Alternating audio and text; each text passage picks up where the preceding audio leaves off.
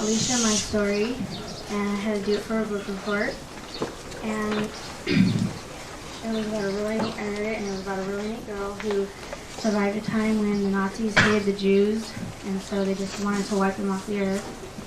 I wanted to do something special for my report, so I got a hold of her and asked her if she would come and speak to my school, and she said she would love to. So we made plans and hoped for the best. My mom and I went to her house yesterday, and she invited us for lunch, and we got to know each other, and I had a really good time. Alicia is a really wonderful lady, and I love to be around her because she makes me feel so good about myself. And she loves all children and all youth, and she has a real great passion to get her message to all, for all to hear.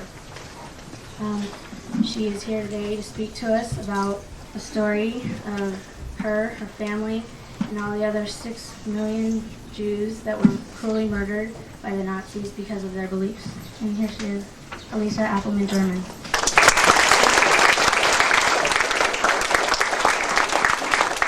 Thank you, Amanda, and thank you, Mrs.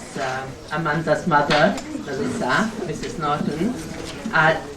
Faculty, invited guests, students, good morning. Shalom. The word shalom means peace. As you know, my name is Alicia, and I'm a survivor of the Holocaust.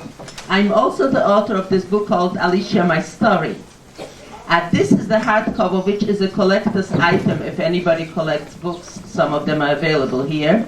And then this is the book that some of you have purchased, which is going into schools as required reading, like Anne Frank, in textbooks as well. I speak for students from 5th grade to university students.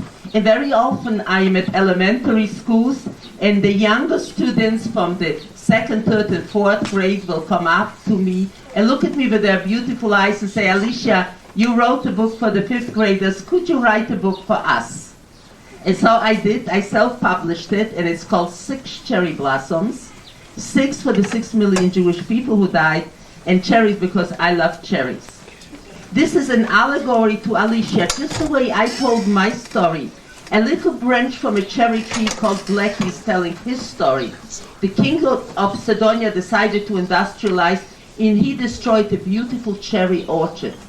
The little branch Blackie fell away from his mother when they were cut down, and Simon the Blue Jay, the family friend, saved that little branch, picked him up in his beak, flew them away from the kingdom of Sidonia to the safety of the kingdom of Batavia, anchored this little cherry branch into an apple tree, and the apple tree gave him life. And I too was torn away from my family tree, and my family was all destroyed, and life brought me into the United States, and this is my apple tree. And there are all kinds of adventures in this story. I wrote it just the way I wrote Alicia, in the same style, and then I ended the story telling the children, yes, I bought cherries on my branch, but my children and grandchildren bore apples on their branches.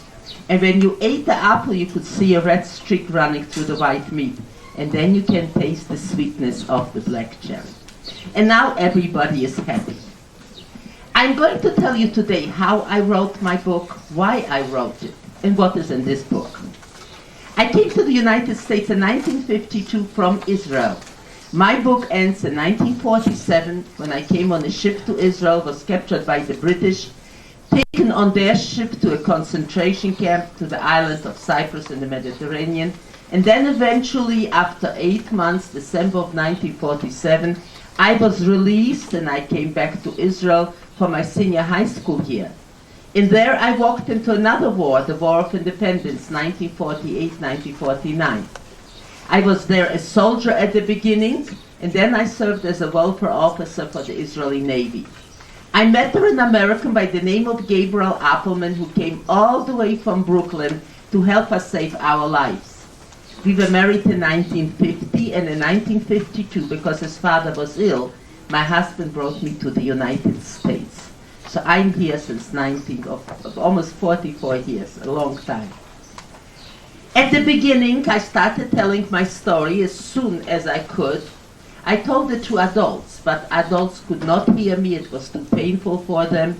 It was too soon after the Holocaust. So I took my story where it rightfully belongs, to you, the students in the classrooms. And you wanted to hear me. And very often I was asked to write my story down. And I told the student, as soon as I have the opportunity, I will do so. And many years later, like almost 29 years later, in 1982, my husband's company brought us to Holland. He had to build a refinery there. And there I sat in Holland, in Europe, from 1982 to 1985, and I wrote my story. 3 solid years. I used to get up at 5 o'clock in the morning, have a cup of coffee and a slice of bread, go to the typewriter and type. I typed 12 to 13 hours a day, 6 days a week. At the beginning, I had to remind myself, Alicia, tell the story the way you remember it when you were very young, like 5 years old when I lived with my parents and my brothers in the mountains, and then 9 years old when Second World War started, and 11 years old when the Germans entered my hometown. But that was at the beginning. But after a while, I went back into the past, totally into the past, and I became that young girl, Alicia, again. And you know, I remembered everything. I had total recall. I remembered how happy I was when I was 5 years old in the mountain, loved by my 4 brothers and by my parents. And then I remember the shock I suffered when I was 9 years old when Second World War started. And then I remembered with great pain when in 1941, at the age of 11, the Germans entered my hometown and started killing each member of my family and all of my people. You know, there were times where I put my head down on the typewriter and I cried bitter tears. And of course the night came and the nightmares came, but just the same, the following day at 5 o'clock, I was at the typewriter typing. And if I think back at those 3 years, from 1982 to 1985, I call them my anguished years. I don't believe there was any power in the world which could have stopped me from telling my story. When I finished, I had 26 chapters, and I also had a problem. After going back into the past so very deeply, and literally talking to my parents, to my brothers and my friends, I didn't really want to leave them again. I would have loved to be suspended in some way, or at least visit those who were buried in the cemetery. But of course, I belong to the present time. I remember our daughter Ronit came to visit, and she was talking to me, and then she turns to me, she says, "Mother, where are you?" And I looked at this lovely 19-year-old girl, and I knew we were related. But you see, I was little Alicia, so I could not even communicate with my own daughter. And then when we returned home in 1985, it took me a whole year to get myself back into the present time, telling myself over and over again that the people I love lived in me, lived through me, and now I would like to keep my promise to the students and get that manuscript published. Some of you may be published authors or aspiring authors. To get published, you have to get that magic person. You have to get an agent. And I tried to get an agent. You know, some of you who read the book, that we are dealing here with a very powerful story, and people were reluctant to open the book and get pain because it is a painful story. But just the same, I persevered because I knew if my student asked me to get a story written, they were right. About 2 years after trying, one morning at 7 o'clock our time, I received a telephone call from New York, and a very cheerful lady said to me, "Good morning, Alicia. My name is Sarah, and I am an agent with a big publisher, and I cried all over your manuscript." So I asked her, "Did you read it?" She says, "Oh, I don't have the time to read it." "Well, how did you cry over it?" She said she peaked.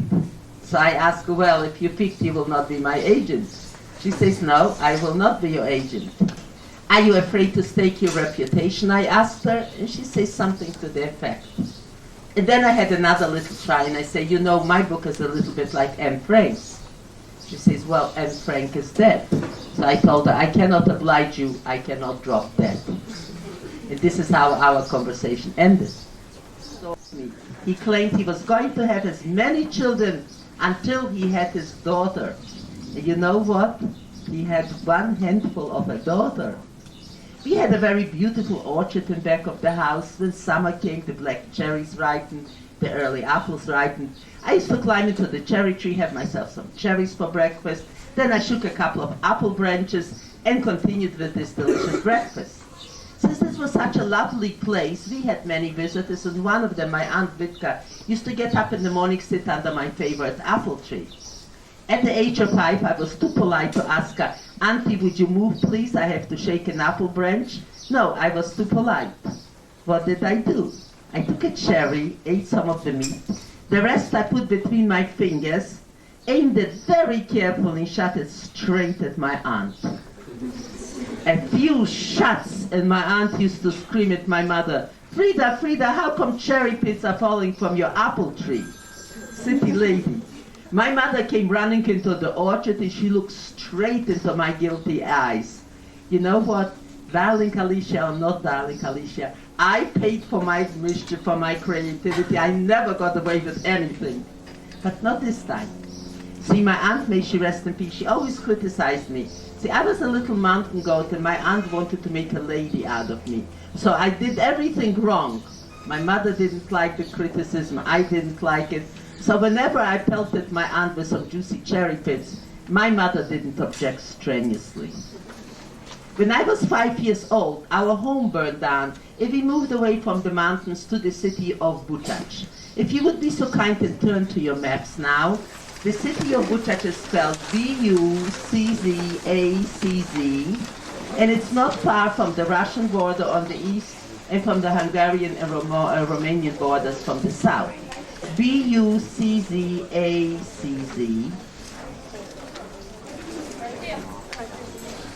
Are you finding it? And the pronunciation is Bučac. You know, the Polish language has many sounds like ch, ch.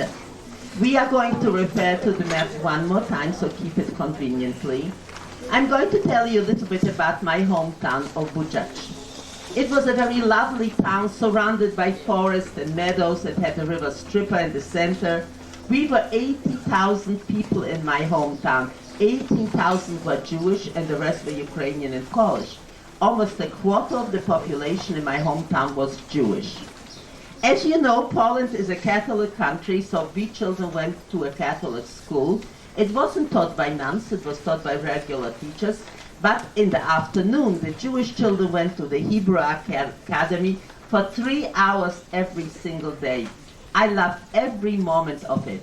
I learned how to read and write Hebrew. I learned all about Jewish history. I learned about the Jewish people dating back thousands of years. And if I think back of all the gifts my parents gave to me as your parents give to you, this was the greatest gift they gave to me, the strong Jewish identity. Because later on, when the Germans and the Ukrainians and the Poles told us Jewish children that we are subhuman and called us all kind of ugly names, do you know what they sounded like to me? Like raving maniacs. Because I knew at all time who I was. I belonged to a fine Jewish family, to a people dating back thousands of years. I was also a Pole. Poland was my country. And later on, when they tried to kill me, and they tried to kill me on 6 different times, they could kill me, but they could never destroy the pride and my heritage. They could never destroy my identity. They could never touch my soul, for the simple reason I wouldn't let them. I didn't really know much about anti-Semitism until I was about 8 years old. In your family you have brothers and sisters, and I'm sure you love them all well, but you must love one brother, one sister in a special way, right? Right. I loved my brother Zachary very much. My brother Zachary was a very fine musician. He was a violinist, but he was also a soccer player. So whenever his friend gathered in front of the house and were going to the field to play, I always showed up. And then I could hear his friend say to my brother, Zachary, you are not going to take Alicia along. She is going to stay home. But Zachary came up to me, patted my head, and said, wherever I go, Alicia goes. So they loaded me up with their shoes and their ball and their blanket, and I went up the hill like a happy donkey. A willing donkey, not a stubborn one. My brother was a goalie, so whenever they were going to shoot the ball at him, I ran into the field and I tripped the guy. We fell in one big heap. And then when they kicked the ball, they kicked me out. So there was kicking back and forth. By the time I got home, I was black and blue. But I was one happy girl. I protected my brother. But eventually my brother had to admit, yes, Alicia is a nuisance, but a lovable nuisance. My brother was a student at the Conservatory of Music in the city of Lviv. You would be so kind and go back to your maps and you will find LVOV, not going a little bit up northwest. LVOV, it's a big city. LVOV. After you located the city, would you please put your flyers down? We will not be referring to them again, but I will be very happy to autograph them for those who wish to have them autographed. In the spring of 1938, my brother came back from school very badly beaten. 5 Polish students fell upon him, beat him up, destroyed his violin for one reason only, because he was a Jewish boy. When he came home, my father asked him, Zachary, how come you didn't fight these bullies? And Zachary said, I couldn't, Father, because he had to protect his hands. He was a violinist. Besides, Zachary didn't really know how to fight. When he felt better, my father took him to the meadow and trained him. I remember the morning my father and brother went off to the meadow. I followed, I didn't go to school, hid in the bushes, and I watched my father train my brother. And I picked up a few good points because later when I had to defend myself, I knew how. And in the fall of 1938, my brother went back to school with a new violin, and we were anxiously waiting to hear from him. Eventually the letter came and said, Dear Mom and Dad, the Polish students fell upon me again, but this time I knew how to defend myself. I am fine, my violin is fine, and I left him with a couple of good punches just to remember me by. And there was a letter to me which says, Dear Alicia, I hope you didn't get into too much trouble with your teacher when our father trained us. So he knew I was there.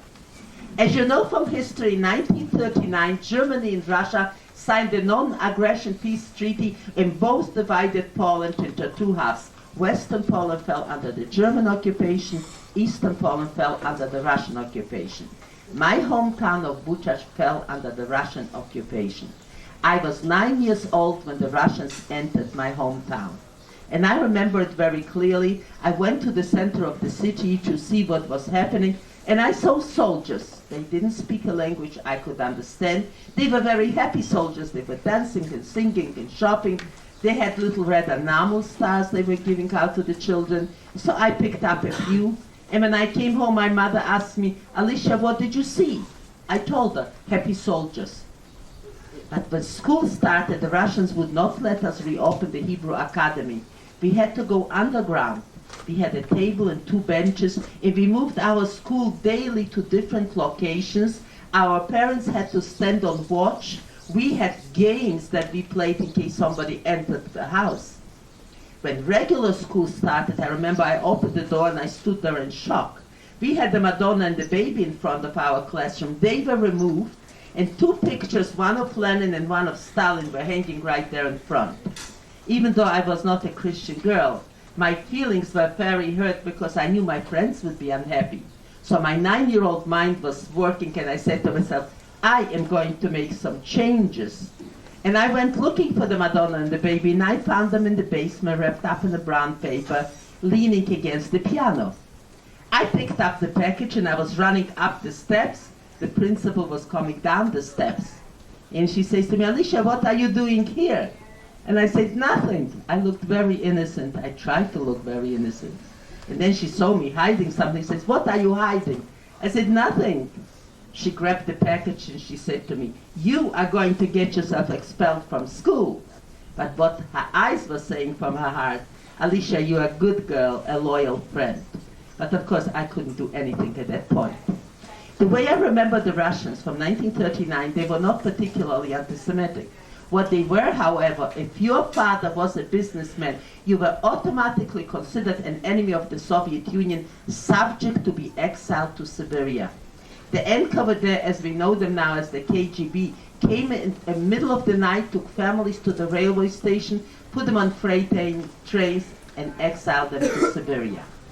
My father was an artist, but he was also a businessman, so we fell under the category of enemies of the Soviet Union and would have been exiled to Siberia. But my mother's youngest brother was a physician. The Russians needed him at the hospital. He claimed us as his family, so they gave us a passport for 3 months, renewable each 3 months. But we had our suitcases permanently packed, just in case that knock will come at night and they will take us away.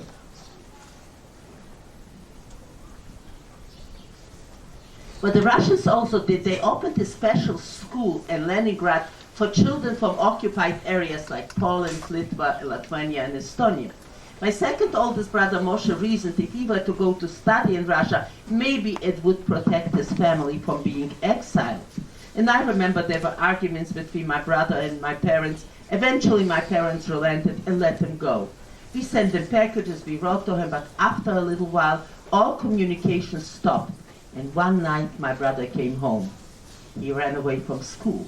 3 weeks later, the NKVD came in the middle of the night, arrested my brother and took him to prison, not in my hometown, but 30 kilometers away to the city of Chortku.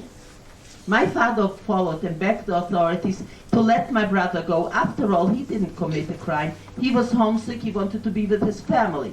But they kept him in prison for one reason only, so that he couldn't tell other boys what the school was like in Russia.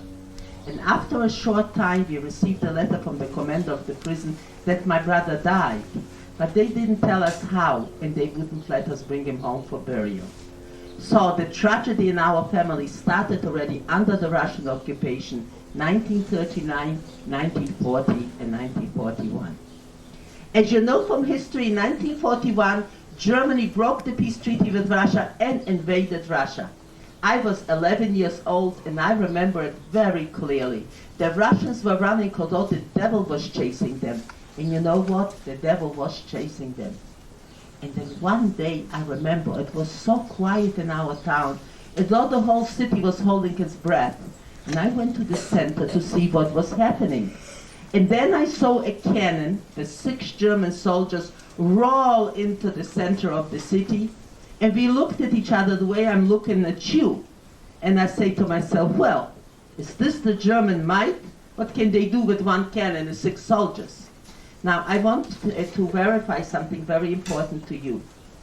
I use the word German instead of Nazi because I never heard the word Nazi. All through the Holocaust, I never heard the word Nazi. To me, they were German soldiers, the SS and the Gestapo and the Wehrmacht and the Luftwaffe, who came to destroy the Jewish children who declared war on us. And this is what they were, so I refer to them as Germans. Very soon, you know, we were hearing rumors what the Germans were doing to the Jewish people, but I want you to understand something very important. This part of Poland used to be the Austrian-Hungarian Empire before World War I. So the Jewish people knew the Germans as a cultured nation, as a kind and friendly people. They didn't have any reason to fear the Germans. If they feared anyone, they would fear the Russian Cossacks, but not the Germans. So people thought maybe the rumors were just rumors. Take, for instance, my own father. My father was born in Vienna, a graduate from military academy as a cavalry officer, decorated on the Russian front as a hero by Emperor Franz Joseph himself. How could my father imagine his Austrians, together with the Germans, would destroy the Jewish people, would be such vicious killers? So people were hoping maybe the rumors were just rumors. But very soon, as the Germans settled in my hometown, they asked all Jewish people from the age of 18 to 50 to come in the morning to the police and register. My father fell under that age category and he went to the registration. He was supposed to come home at night, but he didn't come home that night. He didn't come home the following day, and on the 3rd day rumors started flying all over town that 600 leading citizens who were detained at the registration were taken into the forest and massacred into open graves. You can imagine how I felt. How would you feel in my place? I was shattered. But then I reasoned, my father being an officer, maybe he fought back, maybe he was wounded, maybe he tried to escape, Maybe he's just waiting for me to find him. So I went into the forest looking for him, calling his name, and then eventually I fell asleep. My brother Zachary found me, lifted me into his arms, and he said, Alicia, our father is not coming home. In 1967, the German consul in Los Angeles asked me to come to his office to testify against one of the murderers of the 600 men. They found him through the Simon Wiesenthal Institute. Mr. Wiesenthal was born in my hometown. I met him briefly after the war, so he knew my story. And the German consul read back the statement of this killer. Yes, all 600 men were massacred into open graves the following day. But you see, 3 days after the registration, the Germans came to us, the families, and told us, you want to get your men back? You can ransom them. So, of course, we gave everything we had, including my mother. Wouldn't your mother give everything she had to get your father back? She would, I'm sure she would. But they lied to us, stole from us, and 600 families, including ours, were left destitute. We were expelled from our homes to a very poor area they called a ghetto. Ours was what you would call an open ghetto. Some of you may be familiar, maybe from Schindler's List, of the Krakow ghetto, which was enclosed, the Warsaw ghetto, the Lodz ghetto. Ours was an open ghetto, and I would say the border was like the main street. We could not pass the main street. We had to wear white armbands with embroidered stars of David. We were not given any food at all. In order to get food, we had to leave the ghetto, cross the main street, go to the market and buy it there from the farmers. And of course, we children realized that our parents were to go out. They would be caught and killed, not necessarily by German police, but most likely by the Ukrainian and Polish police. Do you know why? Because the Ukrainian and Polish policemen were our neighbors. They were fathers and sons of my girlfriends in school. I did stay in their homes, we ate in their homes, we did homework together, and suddenly they turned into policemen, into our enemies. And so we children realized that our parents would be killed. And so we decided to go out, and because we could escape easier to the market and try to buy some food or trade for pieces of clothing. And hundreds of children went out and were caught and were murdered. And I will tell you that nowhere in human history were there such brave children as the children in our ghetto. I call them the little stars from the kingdom of darkness. They were indeed little stars. They left us a beautiful light, a light of love, brave children trying to help their parents survive. Of course, we Jewish children were not allowed to go to school. Think for a moment, put yourself in my place. Here I am 11 years old, have gone through the Russian occupation, and here these bullies came with guns and machine guns and declared war on us Jewish children. Big heroes. This was not a fair fight. If they had sent them there to us, the Hitlerjugend, we would have whipped the pants of them. But they themselves came, soldiers, and declared war on us. And something inside me just revolted, and I said to myself, well, I cannot do much, but I can do one thing. When school started, I organized all my Jewish friends, and we walked into our classroom, sat in our seats. And when the teacher entered, she had one look at us. She got pale to her face, and then she pointed out, you, and you have to leave, and you know why. You know, I loved my teacher. I would never hurt her feelings. But I just had to make this statement to myself. And as we were leaving, I thought there must be some way I could continue learning. You see, I love learning. We had a huge tree growing very close to the window of our classroom. The following morning at 6 o'clock, I climbed into that tree, and I sat shivering in the cold leaves until the sun came out. And then at 7:30, the teacher opened the window, and I had a great view. Here was the blackboard, here was the teacher, and here were my former friends. And I was learning for quite a few weeks until one day, the teacher put an algebra question on the blackboard. She was looking for a common denominator. I knew the number, and I got very excited, and I raised my hand. But I raised the wrong hand, and I came tumbling out of the tree. And there I was sitting on the grass, a little bit hurt, but mostly my feelings. And the teacher came out, and she looked at me, and she says, Alicia, you cannot go into the classroom, and you cannot climb into that tree. So I told her, all right, I won't do it again. But one day, if I live through the war, I am going to go to school forever. And you know what? I go to school forever. When I enter a classroom, I always sit in the front. And when the teacher calls my name, something inside me lights up with such joy. I am so happy. I feel so grateful because I know that nobody's going to come up to me, point their finger, say, Alicia, you have to leave because you are Jewish. And I will tell you something, my young friends. This is the greatest gift that God and our country can give to you, is this ability to enter a classroom and say yes when the teacher calls your name.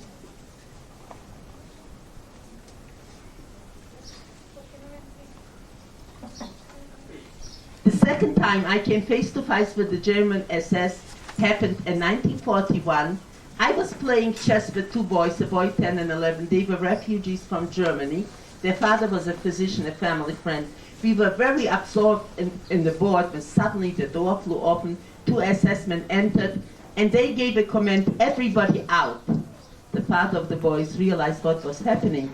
He went over to one of them and pointing to me, he said, this is the little girl, she is not my daughter, please let her go. He begged with him to let me go, but he wouldn't hear of it. And we were pushed out of our homes, and then I saw other people being pushed out of their homes, and there were beatings and killings. And those people who survived were taken to the railway station. There was a freight train waiting for us there, and so were the German SS, Gestapo, and the Ukrainian and Polish police. They had dogs with them, so they let the dogs loose on us, and we had nowhere to go but inside the cars. They locked the car from the outside, and the train took off the hill. After a while, I heard commotion inside our car. You see, European freight trains have windows. Later on, when the Germans were transferring the Jewish people to extermination camps, they put barbed wire on the outside. But our window had just iron bars. Adults apparently realized whatever the people were going, with babies, infants, and sick and old people, was not going to a good destination. So they decided to spread the bars, throw out some children, maybe save some lives. And this is what they are doing. This is what they were doing. The father of the boys turned to me and said, Alicia, you are next. So I asked him, what do you mean I am? Roll, follow the trucks home. And then another man picked me up, pushed me through the window. I was flying there, and suddenly I felt a heavy, efficient, what they did in one part of the ghetto. The people didn't know what happened in the other part. So I came into an office. There were two men sitting behind a table. I told them my story. They asked me to wait outside, but I lingered near the door.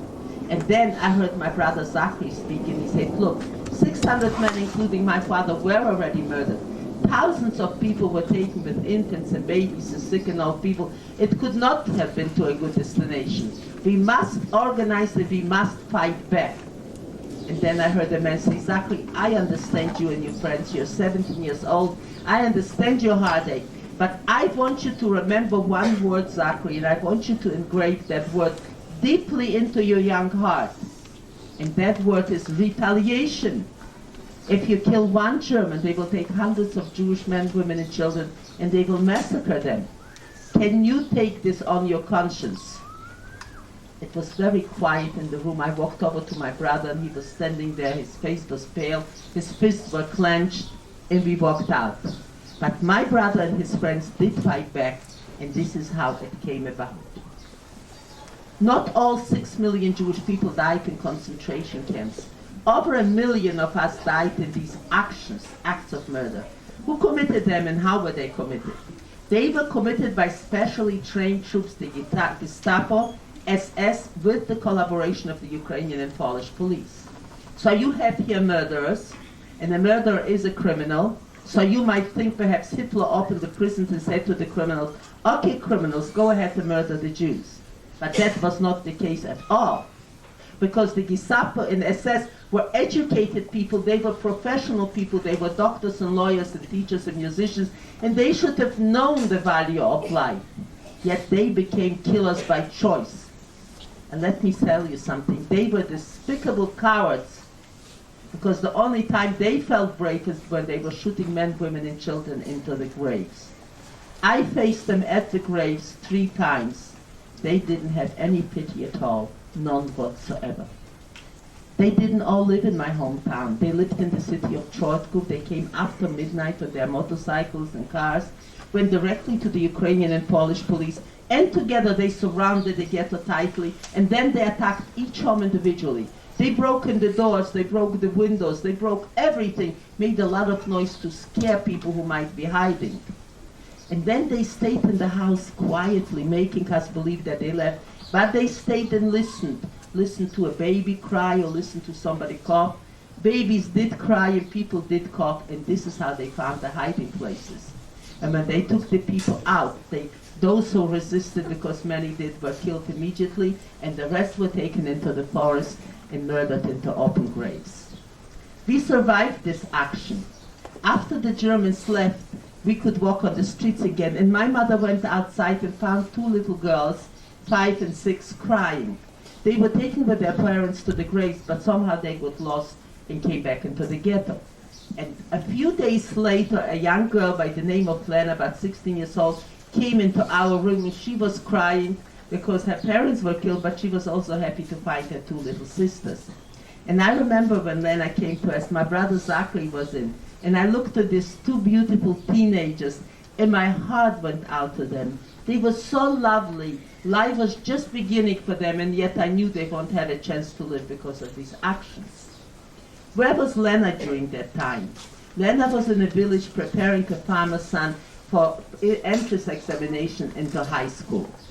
After a while, the same farmer asked Lena to come and teach another boy, and he even offered to take her little sisters as well. Lena and Zachary became good friends and decided it would be a good idea for the three girls to be away from the ghetto, away from the actions, in relative safety in the village. Lena worked very hard. The boy passed the examination, and then the farmer took the three children, tied them up, put them on a wagon, brought them to the police, and the police murdered them. You can imagine how my brother felt. How would you feel? He was shattered. He went to the farmer, beat the farmer up, again did not kill because he was not a killer.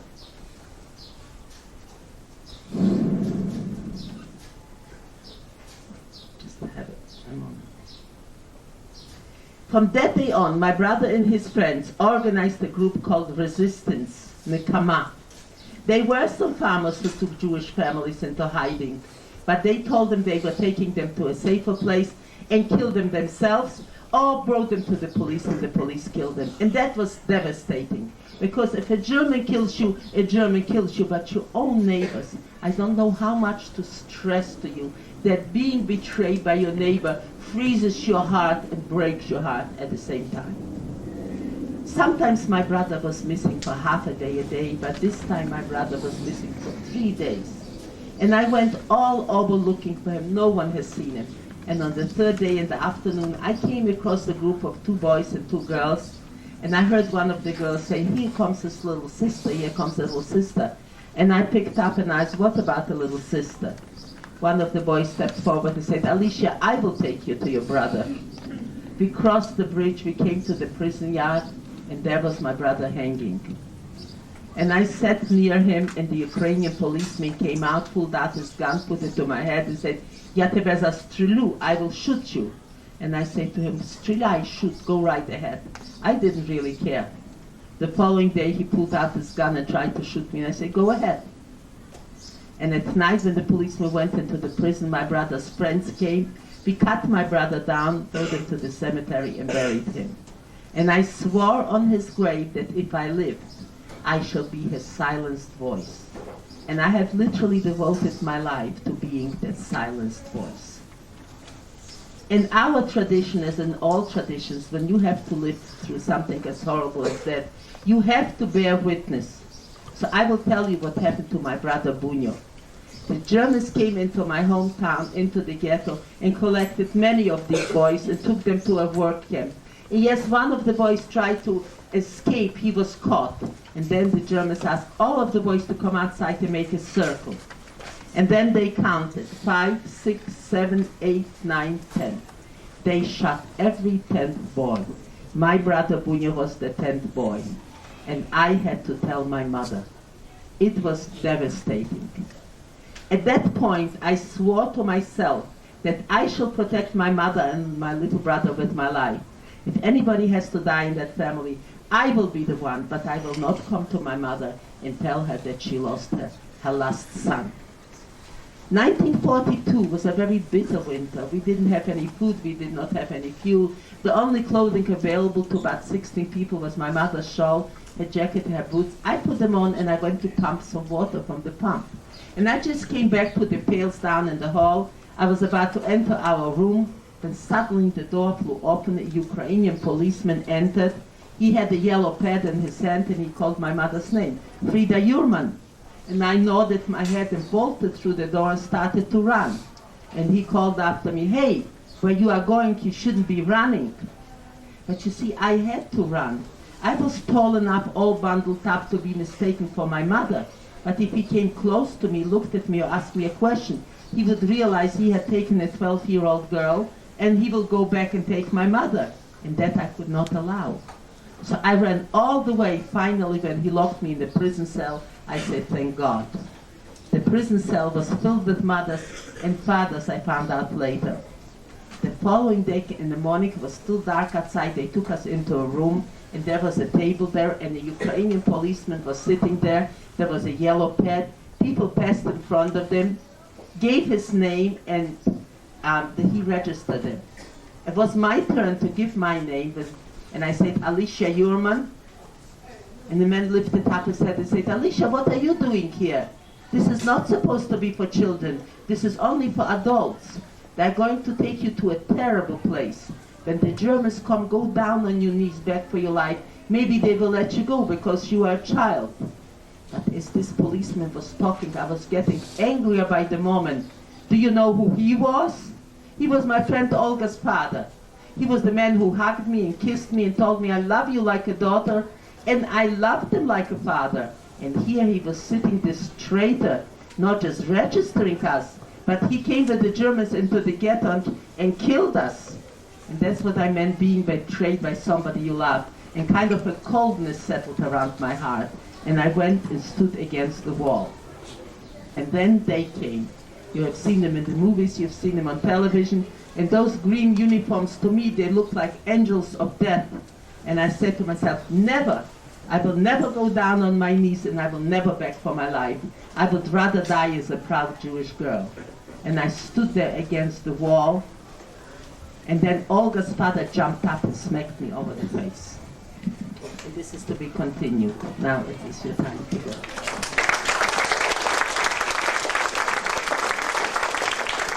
We were taken out of this prison room. Outside, it was still dark outside. They had sleighs waiting for us, and they put us on the sleighs, and the Ukrainian policemen sat around us with their guns in our backs. And I knew if we are going to turn with these sleighs to the right, they will take us into the forest and kill us where my father died. But we turned to the left, we went past the bridge, we came into the center of the city. I looked up where the ghetto was, and I started to cry, because suddenly I realized the anguish my mother must be suffering when she had seen the pails of water. Where was her daughter? And do you know what I wished on that morning? I just wished that the sun wouldn't come out, and there would be total darkness to meet the darkness in my young heart. But the sun came out, and it was a beautiful December day, 1942, and I was 12 years old. We were passing villages, and yes, it crossed my mind, maybe if I could roll off the sleigh into a ditch, maybe I could save my life. But then I remember the word retaliation, because if I had made even an attempt, they would have killed everybody on the sleigh. So I just sat there. And in the late afternoon, we arrived in the city of Chortku. We were taken into a prison, and there they asked us into a room to make a circle. 2 SS men carrying bags went to collect valuables from us. I didn't see any valuables, because we were already stripped of everything. But some of the parents still had their wedding rings. So they threw them in the bag, and when they came in front of me. I had on a pair of earrings my mother gave me, little hearts, maybe if I was 5 years old. I took one earring off and I threw it in the bag. I tried to take the other one off and I couldn't. So I asked very politely, may I have some more time? But one of them just stepped forward and tore the earring off. So I told him, du Teufel, you are a devil. he hit me over the head, threw me on the floor, and just crashed me with his boots. Next thing I remember waking up in the prison cell. I was in a burlap bag, bleeding from my mouth and from my ear, but most of all I could not breathe. I felt like everything inside me was crushed. And then the door opened and they brought us water to drink. And I drank some of the water, and then I found out it was contaminated with typhoid germs.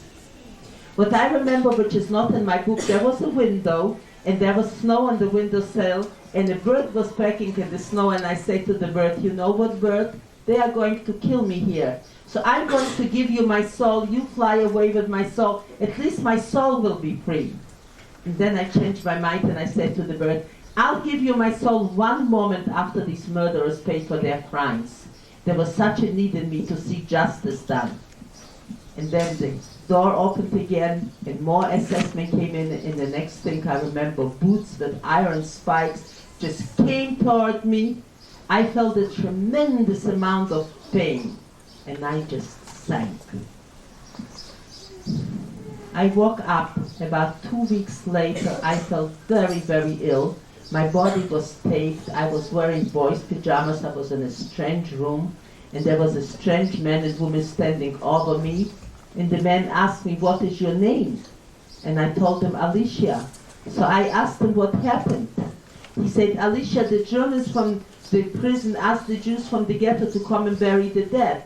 And we found you there on the cemetery. We lifted you to put you in the grave, but you were still alive. You were burning with a fever. So we put you and buried you while the Germans were watching. And when they left, we took you out of the grave, put you under the straw of our sleigh, smuggled you through the gate of the ghetto, and here you are. And that was Mr. and Mrs. Gold. They were very brave. Mr. Gold was a very brave man, because this was a closed ghetto, had I moaned or something, they would have killed everybody on the sleigh. And what was he going to do with such a sick girl? If there was an action, he couldn't put me in a hiding place because I would have betrayed through my screaming, and he would have stayed and died with me.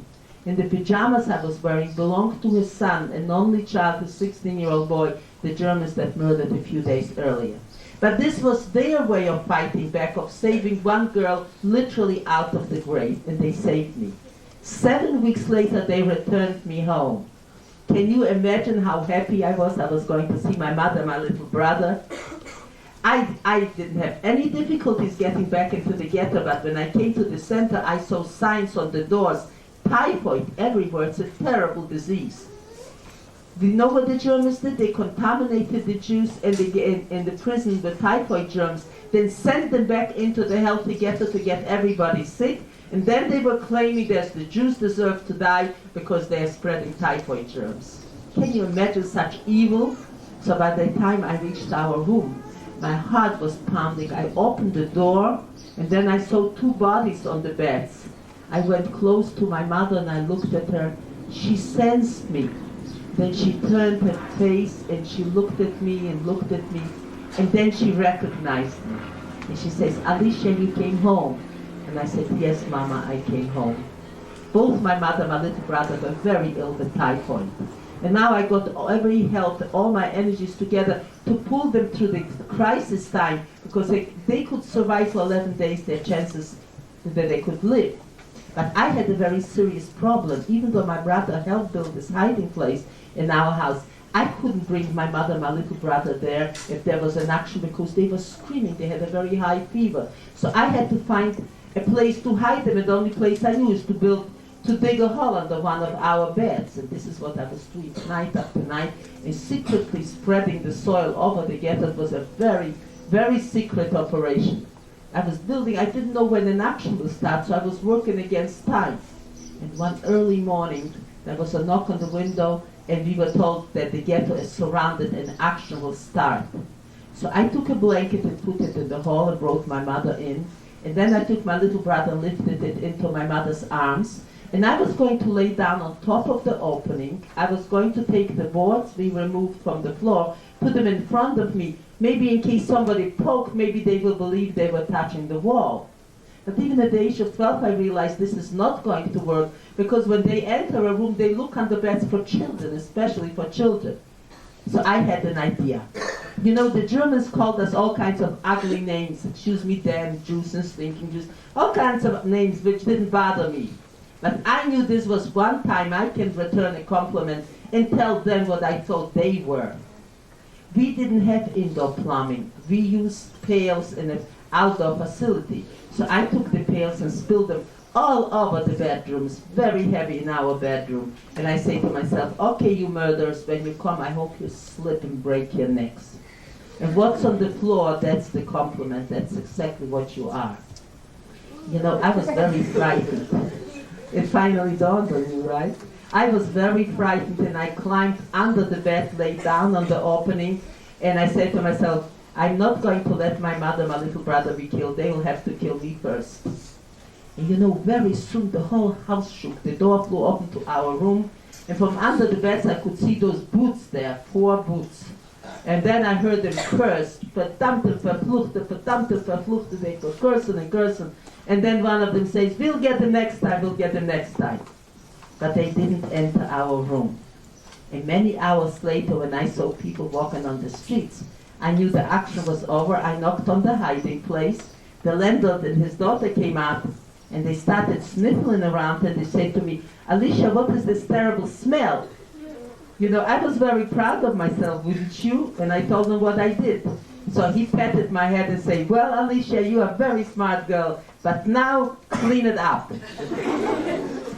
But confidentially speaking, that house never smelled right again. It was sealed in the wood, and that was it.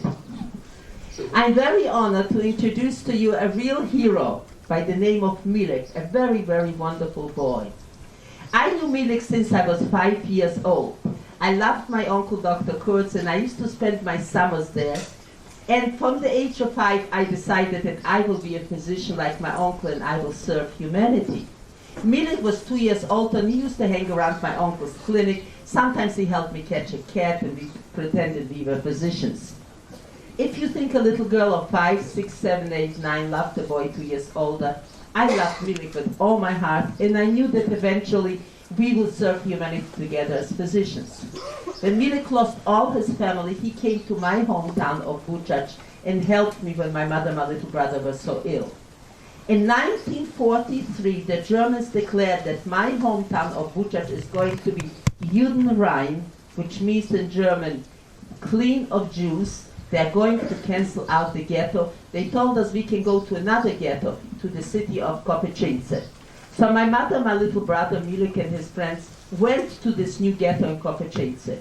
We just settled into the new ghetto when the Germans declared that this ghetto is also going to be cancelled out, the city is going to be Judenrein, but they did not give us a place to go. So it meant this is where we are going to die. So you might rightfully ask me, Alicia, how come you didn't run into forests, into villages, someplace where you could hide and save your lives? And my answer to you will be that we did run into forests and we did run into villages, and there were the Ukrainians supposed waiting for us, and they just chopped us to pieces. So we decided we'd just die as a family.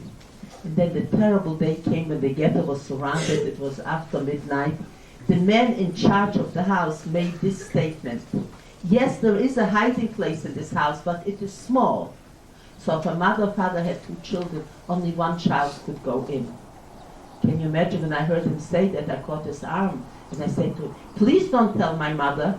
We had 2 boys who had sisters. Don't tell our mothers. We will not go in. But don't tell our mothers. You know, I was holding on to him and I begged him. I say, I kissed his hands. I say, we will not go in. I give you my word of honor. But don't tell my mother, because I knew what my mother would do. She would knock me unconscious, throw me in the hiding place, and she herself would stay and die. And that I could not allow. So finally he said, okay, Alicia, I trust you. And I was trying to hide away from my mother. But my mother found me. She was so angry. She came very close to hitting me. She says, Alicia, you should know better than to procrastinate in a minute like that, because you know, it's minutes with the difference between life and death. And she pulled me down into the cellar. There was a wooden frame there and the entrance into this tunnel. And people were catching each other, and we were the last people, and I told my mother to go in. You go in, Mommy, and I will take the wooden box and I'll close the opening. And as my mother was holding up her arms, I told her, you know, if you lower your arms, Mommy, I will be able to to easier slide in. The minute my mother lowered her arms, I took the wooden box and I closed the opening. And I heard a scream of anguish. And I started to cry, but I took all kinds of junk from the cellar and put it in that area, hoping that nobody's going to look under this junk to find out any opening anywhere. I looked for the boys and they were gone, and I decided I would climb to the attic and find a place to hide. What I really wanted to is to disappear into thin air. As I was climbing on the ladder, suddenly I heard a baby cry. There were 2 babies in our house, and we learned from the bitter experience that babies could not be taken into hiding places because they would betray the place. So very often the father knocked the mother out unconscious. He stayed and gave the baby tea to drug the baby and hide the baby. So one was sleeping and one woke up, so I had to make a decision. Am I going to hide myself, or am I going to try to save the baby? And of course the baby had priority. I went into the room, closed the door, found the little ball with the tea, and I was dropping the drops into the baby's mouth, and he was licking his lips, and I said to him, hurry up, close your eyes and fall asleep so I can hide you. It was just a matter, maybe another minute or two, and suddenly the whole house shook. The door flew open to our room. 2 SS men entered, of course, with all this noise. Both babies woke up and started to cry. And one of them went over where the babies were, pulled out his gun, and shot the babies through the mouth. And I said something, and he hit me over the head and out. You know, some historians and some novelists claim that the Jews went like sheep to slaughter. That's a wrong statement. The Germans were masters of deception. They told the people they were going to work camp, to relocating camp. Even in Auschwitz, they were given soap and towels, brought into shower rooms where water could have come out instead of recycling came out, and they died a terrible death. And what was it like for me? I'm going to tell you the story of a 5-year-old little girl. She's not in my book. I couldn't write about her because I was typing that manuscript over and over again, and I was afraid that my heart will break and I won't be able to finish my story. But I talk about her now. When I was taken out, I was brought into the prison yard, and I sat down near a mother who had an 18-year-old little baby boy and a 5-year-old girl. She told me she was 5. She turned to her mother, she says, Mommy, where are we going? And the mother says, we are going to Daddy. So the little girl jumped up and says, we are going to Daddy, we are going to Daddy. The following morning, when they pushed us out, the mother and baby were walking in front of us. I was holding the little girl's hand, and the other hand, she was holding her doll, and we were walking near the sidewalk. Somebody was shot in back of us. We were pushed forward. The little girl dropped her doll. One of the assessmen came over, picked up the doll, handed it to her. She smiled at him, and then he took his gun and shot her face away.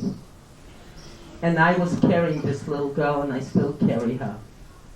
It was my turn to be shot, and suddenly I heard somebody scream, Alicia Appleman, run! Alicia Appleman, run! What would you think of my place? I thought that I was already dead in heaven, because the only place I could go was heaven, because this was hell. And then I heard again, Alicia, Alicia, and I turned around, and there was my friend Milek. His arms were going back and forth in kind of a madness. He jumped up to a German, pulled up his gun, and started to shoot. And those who were lined up, we bolted, and I remember running into the forest and falling and picking myself up, because I'm sure that Milek died there, but Milek didn't. He saved himself, and then later on he joined the same group of partisans, fighters my brother organized. Then they could fight back, because it wasn't a question of retaliation. They sabotaged trains with ammunition, and they really took their vengeance.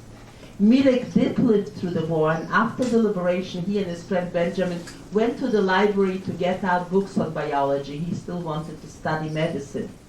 On the way back, they stepped on a live mine. The mine exploded. Milek was killed instantly, and Benjamin lost half of his leg. And we honor this very heroic 16-year-old boy by the name of Milek, not only because he was a brave partisan or because he saved my life, but after the war, he still wanted to serve and save humanity, the same humanity who betrayed him so badly by killing everybody he loved. Think for a moment, put yourself in his place, and you will recognize what excellence there was in this boy, Milek.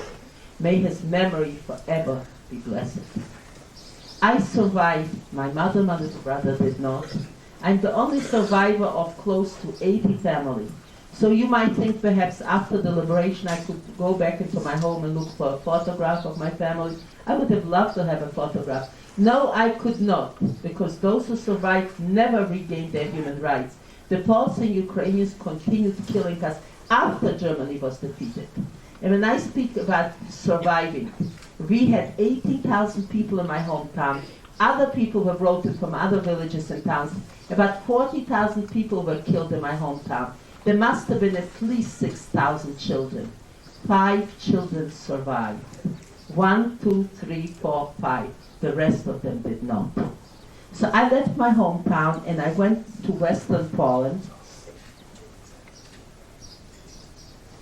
And there, for the first time, I met children who survived concentration camps. I did not know about concentration camps, and I organized an orphanage for them, and I lived through their horrors with them, the nights of nightmares and of screaming. It was another nightmare after the war. But we had to get out of Poland because the Poles continued killing us. Whenever they found somebody was Jewish, they just murdered them, and they were never punished for it. And this was already 1945. So we organized a smuggling organization called Bricha, and we started smuggling the Jews out of Poland. The reason I became one of the smugglers is because during the war, I saved 2 groups of Russian partisans who fought behind the German lines. I saved their lives. And so after the liberation, the Russians gave me a medal for my saving the lives. They made me a lieutenant at the age of 14 and made me a hero of the Soviet Union. And I used these documents to smuggle the Jews out of Poland. And eventually, in 1947, I found myself in an orphanage myself. That was 2 years after the war ended. We were about 600 boys and girls, mostly from Hungary and Romania and in Czechoslovakia, because the Hungarian Jews and the Czechoslovak Jews were taken into Auschwitz in 1944, so some children were able to survive. But we had nowhere to go. You know, we lived in this orphanage. We weren't even registered. We did not exist. Our names did not exist. And it was a very sad thing after losing all your family. You lived, but you didn't have any identity. You didn't have a country because everybody betrayed you. Nobody wanted you, and you had to hide again. Until one wonderful day, a day that I will never forget as long as I live. A young man came to us, gathered us up in the dining room, and made this proposition to us, and I'm making this to you. Boys and girls, you lost all your family. You don't want to stay in Europe, which is a cemetery soaked with blood of our people. Nobody in the world wants you, but you can come to Palestine, which is Israel. But the British blockaded that port, so you may be torpedoed, you may be killed, you may drown. You have a 50-50 chance to arrive live to your destination. It's up to you. Do you want to go? And I'm asking you, would you have the courage to go, even 50-50 chance? Who is going to raise your hands? Right. And I know that you would all go. I will tell you why. Because young people are naturally very, very brave, and I can say firsthand. And so we all decided that we would rather drown in the ocean than live on this cursed land. If we were taken from Belgium to Marseille in France and put on a ship which was designed to carry about 300 cattle about 50 years ago, they scooped the belly of the ship out and they put in platforms and they put us in like sardines. You know, a trip from Marseille to Haifa would usually take 5 days, 6 days. We sailed for 21 days and we bailed for 21 days. Our ship was leaking. And we pumped and bailed and pumped and bailed, and we were sick.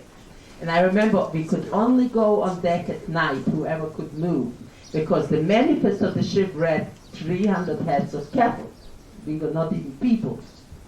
And I remember the 21st day at night, I looked up at the skies and I saw these wonderful stars, and I said to myself, what a beautiful night. But slowly rumor came around that these were not stars, but these were the lights of Haifa. That we actually arrived at our destination. You can imagine when word came down to the belly of the ship, children who couldn't move just crawled out to see the miracle of our arrival. But we didn't have much time to enjoy ourselves, because very soon a British plane flew over our ship. Within half an hour, 3 British brigades surrounded our ship, and the British captain announced, You are not welcome here. We are going to board you, take you on our ship to a concentration camp in Cyprus, which is an island in the Mediterranean. And our captain said, you cannot board us. We are children returning to the home of our ancestors, from ghettos, from concentration camps.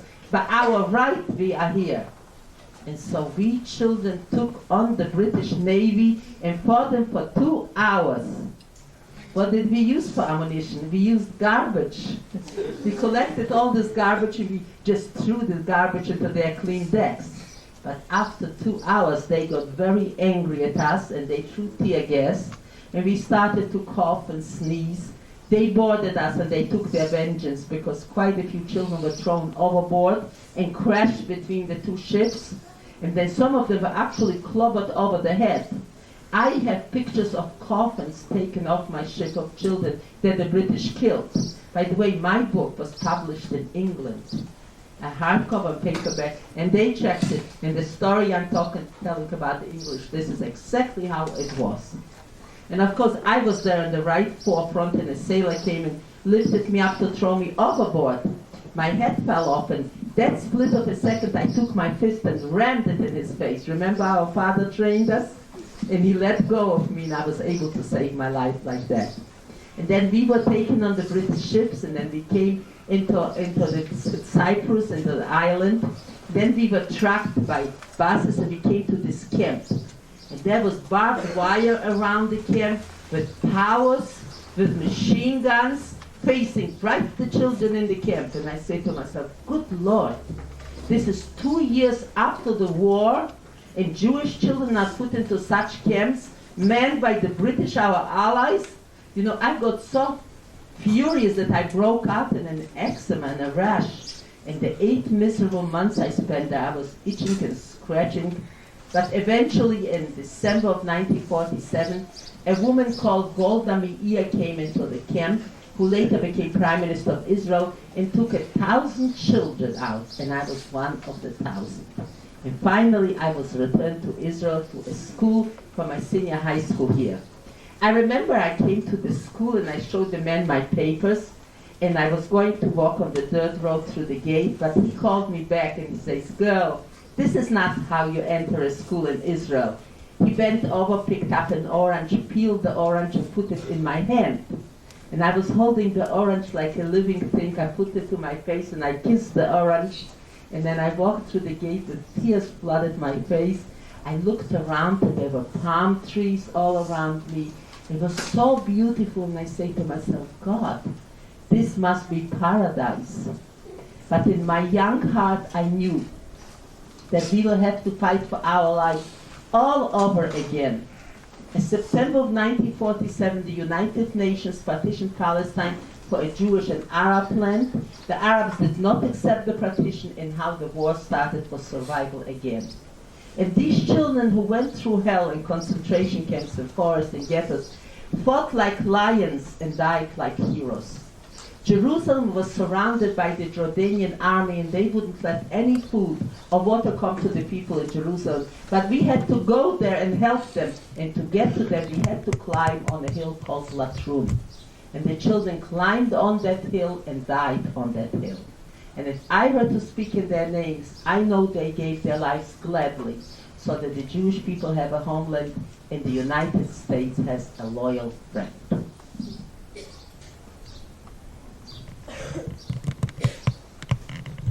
What do I want from you on such a beautiful morning?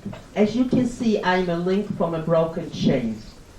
I want to link you to my generation. I want you to live for these children.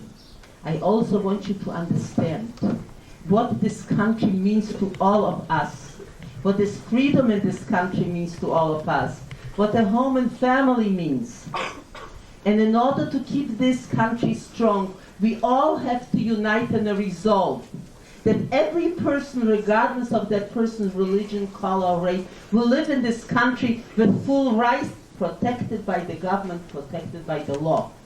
Because the only way a country can survive if all its citizens have equal opportunities and are protected by the law. Because the minute you remove the law from any minority, this is when the Holocaust started. And so I know in your hearts that you will commit yourself to feel like I feel. In Hebrew we say, Shomer Achi Anochi. I am my brother's keeper. And I also want you to know that the soul of the nation is born right here in the classroom. It starts from you. Because you are the ones who build, and you are the dreamers, and you are the ones who commit themselves to keep this country safe. And I know you will. I'm going to finish my presentation with the inscription I put in your books. A very tragic page in history was written for my generation. You have your page yet to write. God willing, you will write your page with happiness, with love, with shalom, peace, but most of all, with a celebration of human dignity.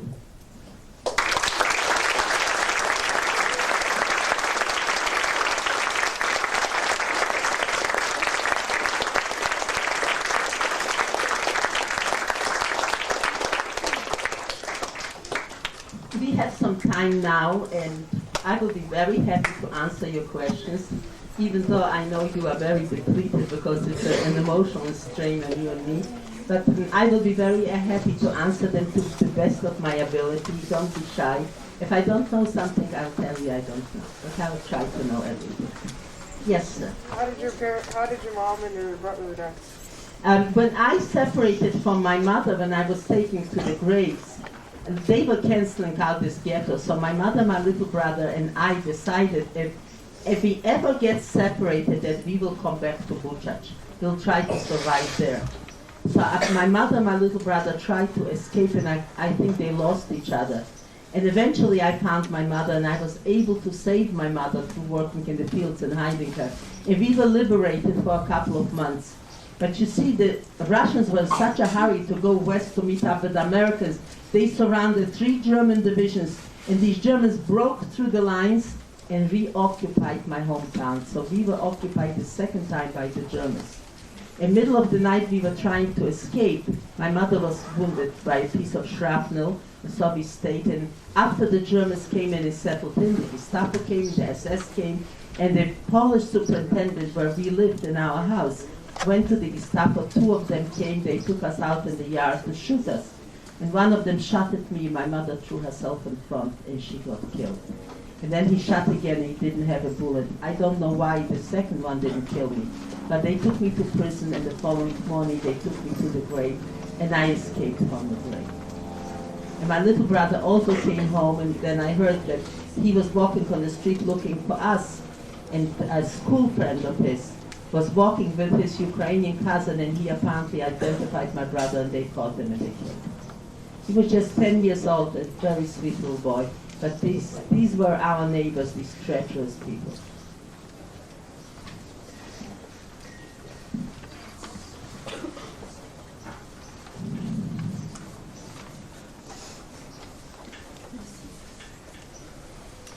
I have a question. How long did it take you to write your book? It took me 3 years, from 1982 to 1985. It was 3 anguished years. Except for a Saturday, I wrote 6 days a week. And then when I came home, I retyped it because it was very long, so I had to shorten it a little bit so that it could be very inexpensive. The lowest price as can be for a pocketbook. Yes? How did you come about coming to America when you first came here? Was California the first place you came to? How it was for me to come here first time? I had a very interesting experience.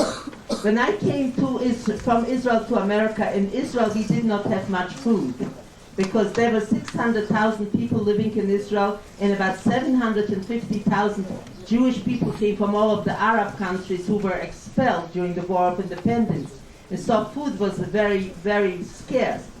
Anyway, I remember my mother-in-law took me shopping to the A&P. And we walked into this store, and I looked at the store, and I couldn't believe it, and I burst out crying, and I went outside, and my mother-in-law followed me, and she said, "What happened to you? Did somebody hurt your feelings?" I said, "No, Mom." I said, "My God, Mom, how is it possible that one country has so much, and another country has so little?"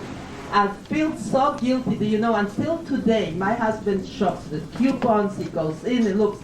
I go in and grab 2 of each, one for us and one for the homeless. Because unless I could share with the homeless, I don't have a guilt. I have a guilty feeling I can't eat it myself. So this is kind of an effect. But I love the people here, and so I didn't have any difficulties adjusting. Yes, dear.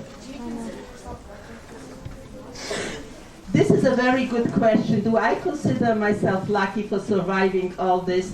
This is a very important question. I don't really know, to be very honest with you. At times I feel happy I am alive, and at times I feel very sad, because maybe I feel guilty. If anybody should have survived in our family, it should have been my brother Zachary. But after I finished writing my book, I could see that there was nowhere in the world that my brother could have survived, because he chose to fight back, and it was just miracle, one miracle after another, that I survived. So in a way I'm lucky, in a way it is my misfortune to survive without my family. Because that void can never be filled. Yeah. There were other questions there, somebody raised their hand. Yes, ma'am. Yes, we have 2 sons and a daughter, and we have 2 granddaughters. The oldest son is named Daniel after my father, the youngest one is named Zachary after Zachary, and Ronit after my mother. And we have 2 little granddaughters. Maya is 9 and Kendra is 6. Would you like me to tell you something about my granddaughter Maya, which is very cute? We came to visit them, and my husband bought for Maya a computer game. And he set her all up, and I was in the kitchen with my daughter, and I went into the living room, and then Maya came running in and she says, "Mommy, where is Grandpa? I'm having some problems with that game." And my daughter says, "Why don't you ask Grandma?" And Maya says, "Oh, Mommy, Grandma doesn't know anything about computer games. All she knows is books." Because this is what I buy them, books. I absolutely love books. You know that in my home, if people visited me, you find all kinds of simple things, but you will find very fine books, because this is one thing I buy is books, hardcovers too. My luxury. Yes, ma'am. If we didn't bring $6 today, where else can we buy your book? I'm sorry, darling. If we didn't bring $6 today, where else can we buy your book? Maybe you can ask your teacher to make a list, and then you will give your teacher your word of honor. She can write me a check, and you will bring her the money tomorrow. Very often, this is what is done in schools. If the students don't have the money, the teacher will pay, and then you return the money to the teacher. See if you can negotiate this kind of thing. And if not, I'm sure you can go down to Crowns and you can buy the book at Crowns. But he wants an autograph book. Yes, ma'am. Have you ever gone back to your hometown? Did I ever go back to my hometown? No, I never went back to my hometown. It is now the Ukraine, it was Russia, and I just felt that I really cannot walk on the same streets where the murders of my people walked, and just think of a moment the memories I would have. I would be looking for people, and everything would be empty, and everybody would be gone, and it would be devastating for me. How is our time coming along? Yeah, and do we have enough time to get the books to the students? Yeah, we have until 12? We have until 11, and then we can do the books at that point. It depends on how many questions. Yeah, okay, great. I just, yeah, yes, you have a question, please. The thing that I find remarkable is that you seem to be such a happy person after experiencing all these things that you did as a child. Do you attribute that to anything? Do you understand how that is? Yes, the question is, how come I am a happy person after all I went through, and do I attribute it to my childhood? I attribute it to my parents, the way they brought me up. And I was always a very happy child, I was always very much loved. And I also learned later on as an orphan, because I became a total orphan at the age of 13, like your age, that if I have any pain in my heart, any sorrow, I have to hide it. Because people don't really like unhappy people. They run from unhappy people. I tell it to my daughter, I say, you have any problems, write it out, tell it confidentially to somebody, but don't show it. Besides, the secret of my being happy right now with you is the truth, and I will tell it to you, and please don't consider me too emotional. To me, you are the victory of all evil. to me, you are children of the future.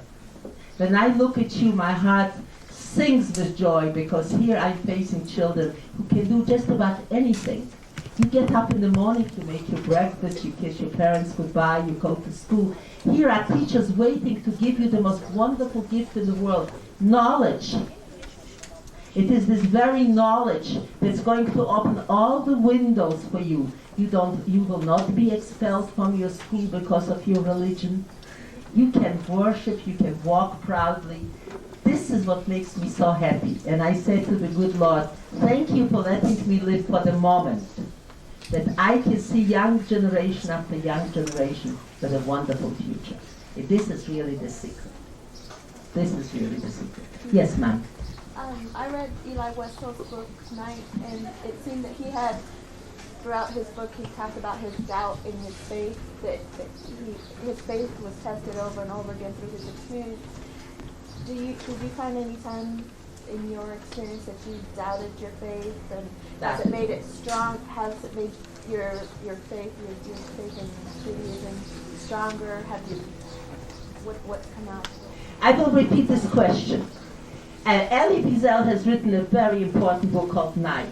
Elie Wiesel is asking God questions. Why God? Why did you let this happen? Elie Wiesel was a very, very religious boy, and he prayed to God 3 times a day, and he depended very much on God. So did I. But you see, I was raised in it, and it's my parents raised me, and they said that don't expect more from God than you can give to God. How did I visualize my relationship with God during the war? And I did write about it in my book. You see, I saw God sitting there and crying his heart out because people betrayed God, not God the people. He gave us the ability to make decisions, and a lot of people made very bad decisions, killing each other.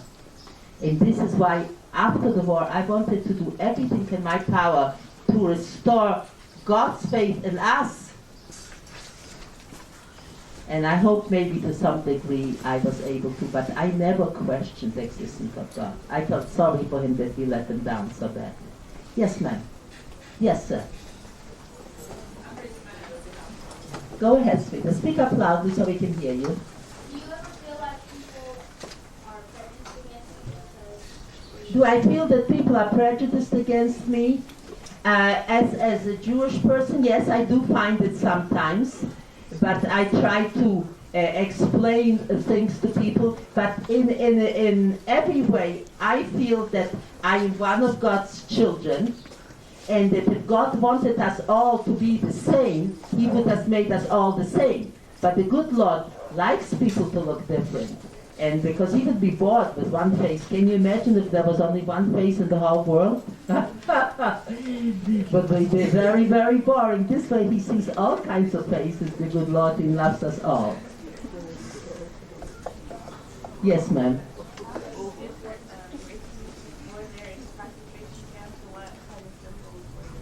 They were people from about maybe 80 different people, from all Europe.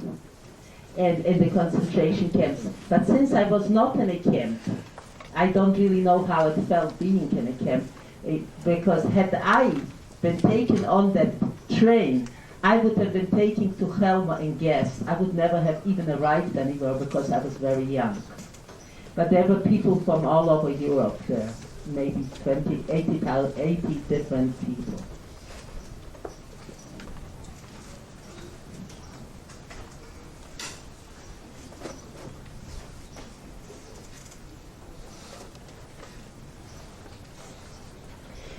Yeah, go ahead, sir. After what the people from Germany or whatever, after what they did to you, did you ever forgive them? This is a very good question. Again, in my book I state, there's one thing that I really would like you to like me very much, and I know in many of the religions forgiveness has a priority. But you see, sweetheart, I cannot forgive the Germans, and I cannot forgive in the name of the victims. Only the victims can forgive. I cannot grant forgiveness. And what I have seen is unforgivable, but the person who can forgive, maybe the good Lord will forgive them one day. Only he can forgive him, I cannot. And you know, when I think in terms when one day they are going to, they were not punished for their crimes because 99.9% escaped to Argentina, to Brazil, to Egypt. They escaped. They had help in escaping, they escaped. But they will still have to face the final judgment before God. And I want to tell you, I would not like to be in their place. I would rather be the victim than the murderers. But I cannot forgive. It's not in my power at all. I'm sorry. Yes, dear. What did the Germans have against the Jews? I have been asking my question. The point is that Hitler was looking for a scapegoat. You know, after World War I, the Germans had a very rough economical time. They started the war and then they blamed somebody for their troubles. And since the Jewish people were a minority there, they blamed the Jews. And of course, he could have blamed anybody, but if the German people didn't want to come along, they didn't have to, but they were very happy to come along. Because as he killed us, they took the property from us and they profited from it. But it goes way back into how Hitler mesmerized both Germany and Austria into becoming such vicious killers. And I think it, oh yeah, go ahead, love. If you had us the third again, what would you do different? If you would do anything different? If I were to do something different, I don't think I could do anything different. I think I did everything in my power. But if I had a wish, I would have liked my brother to be alive in my place. I really would have. Because he could have given the world music. And he would have lived a wonderful life. But I could not change anything. After I finished my book, I saved more lives. Of course, I didn't write about it because the people didn't live. But at one time or another, I saved them. Yes, sir. Do you know any other children who survived to the Holocaust? Yes, there is a girl and 3 boys in Israel from my hometown who survived in the Holocaust. And I'm in touch with them. By the way, the top 4 survivors in Israel are deeply devoted to the children in Bosnia. You know, the children's book that I'm selling here for $3 goes to send packages of children's clothing to Israel. One of these boys is a pilot and he flew into Bosnia and took some children out because there are over 300 children in Israel getting medical care now because they lost their arms and legs and they were very badly hurt. And they are totally devoted to the survival of these children and help them. They haven't forgotten. Yes, dear.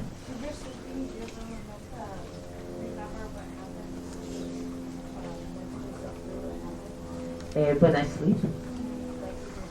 Oh yes, in my dreams, this is a question, do I remember what happened? In my dreams I have one dream that occurs most of the time. Remember when I told you how my mother died, how the German tried to shoot me, didn't have a bullet in his gun? In my dream the German has the bullet and shoots me through the heart. And I wake up screaming and I say, who is that lunatic screaming in the middle of the night? I get angry with whoever's screaming, then I realize I'm the lunatic screaming in the middle of the night. So it's kind of strange. I wake up and I say, who was screaming? Who woke me up? My own screams woke me up. You cannot live through something like that without having dreams, nightmares.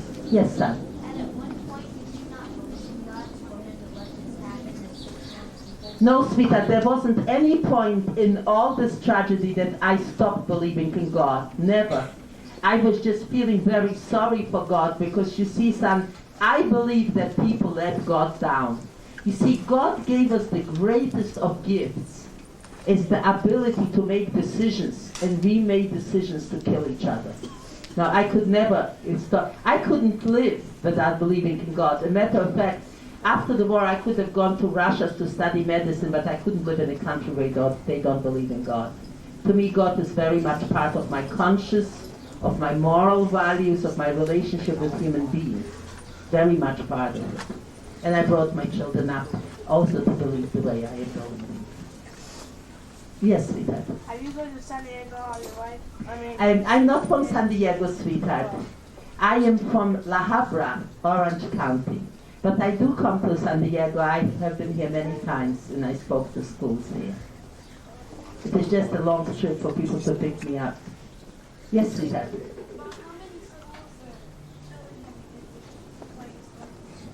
How many schools have you visited? Oh, how many children I have spoken to since 1953? To hundreds and hundreds of thousands. And since the book came out about 8 years ago, I don't know, I think several hundred thousand.